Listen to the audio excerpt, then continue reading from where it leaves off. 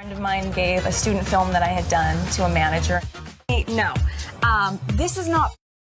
This is for the Sunday paper. That's why you're not paid to think. Snap out of it. Come on, let's go. I don't have time for this. And he said, "You're going to make money and I want to take 10%. I think you should stay in LA." And I obsessed and always has been.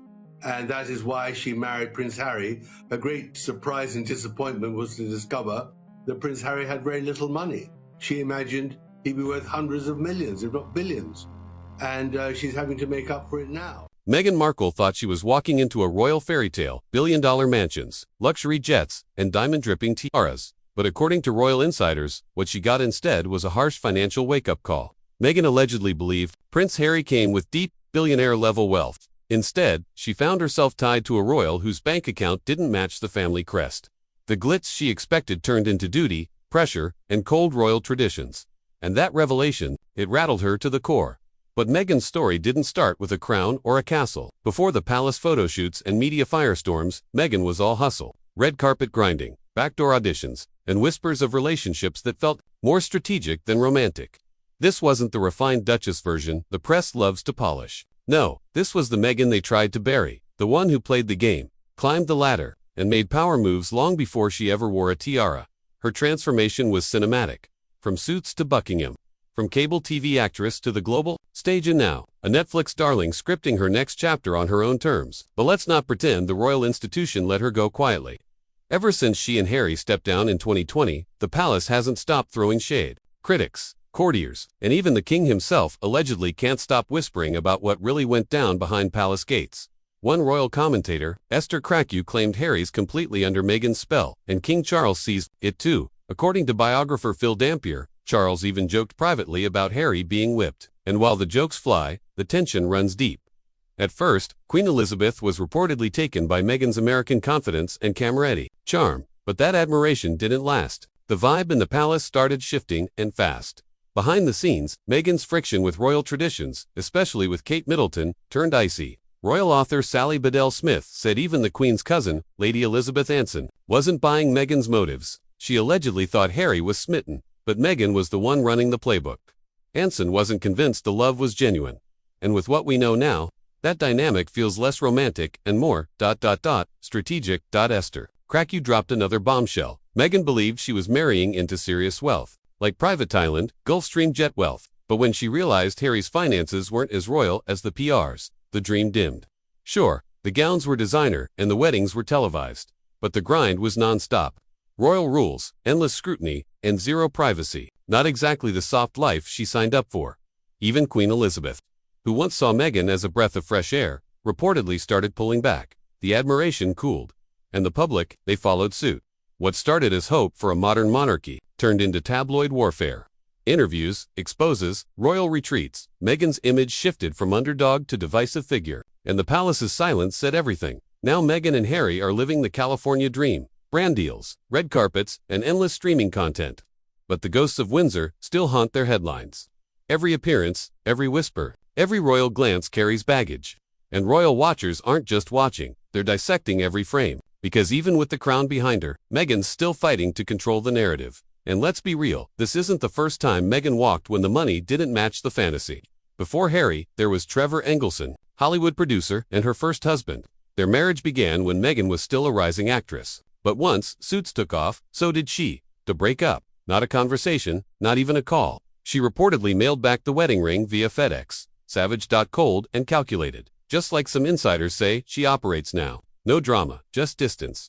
And, with a newly redesigned ring and a new royal stage, Meghan never looked back. But in this story, every move gets re-examined. Every silence becomes a headline. Because when it comes to Meghan Markle, nothing, and we mean nothing, is ever just by chance. The Botswana connection may have sparked a romantic narrative. But once Meghan stepped into the royal fishbowl, everything changed. The fairy tale, pace of her relationship with Harry, the whirlwind engagement, the globally broadcast wedding, set the stage for a glamorous life. But once the confetti settled, Meghan was up against more than tiaras and curtsies. Tradition, scrutiny, and quiet resentment greeted her instead. From day one, insiders say the royal machine bristled at her independence, her race, and her American boldness. The dream had cracks and they were spreading fast, just like with her first husband. Trevor. Reality didn't align with fantasy. Meghan reportedly realized that marrying Harry didn't come with private islands or tech tycoon-level wealth, and once that illusion shattered, her enthusiasm reportedly waned. Palace life was all protocol and pressure, not the power couple empire she envisioned. So, she pivoted. And just like she closed the chapter with Trevor via FedEx, she began to close the Windsor one, too. Except this time, the whole world was watching her walk away. But ditching the royal life didn't mean peace and quiet. Meghan wasn't about to play the obedient duchess. Behind the palace gates, reports say she clashed with protocols, pushed boundaries, and refused to be silenced. That boldness, royal traditionalists labeled it narcissism. They said she wanted the fame without the duty, the tiaras without the sacrifice. Even her charity work was accused of being too curated, too glossy, and too unbranded. Meghan's every move was interpreted as PR, not passion. Then came the break. In 2020, Meghan and Harry officially stepped down. It's shocking the monarchy in dropping their infamous Megxit bomb. California became their new kingdom, and they wasted no time, cashing in on their global clout, multi-million-dollar deals with Netflix and Spotify, Oprah interviews, and a full rebrand rolled out like a media empire in motion. But critics weren't buying the sincerity. They accused the couple of monetizing royal drama, packaging their pain into digestible, profitable content. The backlash was swift. Documentaries were dissected, Spotify dropped them, and even allies began to raise eyebrows. Was this transparency or strategy? Healing or Hollywood? Meghan's image, once embraced as a breath of fresh air, now split audiences. And that brings us to the rumors. Because behind every glossy deal is a whisper.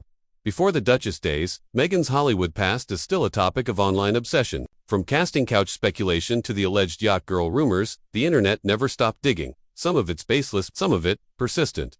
Even her name has been loosely, though controversially, floated in Epstein-adjacent theories, unproven, but never quite disappearing. And now that Meghan's a global icon, every whisper echoes louder.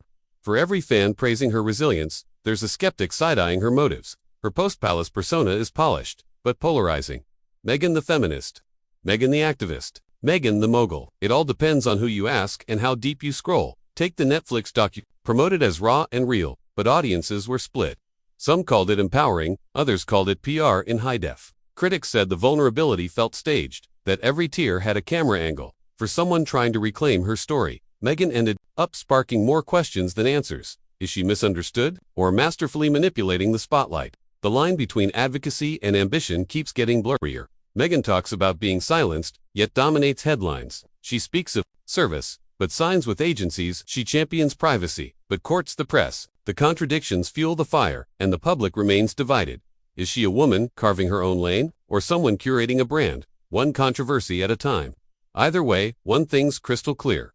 Meghan Markle isn't fading from the spotlight anytime soon. Whether you see a survivor, a schemer, or a little bit of both, the Meghan saga is still unfolding. Every step, every whisper, every headline is adding fuel to a narrative that refuses to settle. What do you think? Is Meghan rewriting the rules or rewriting history?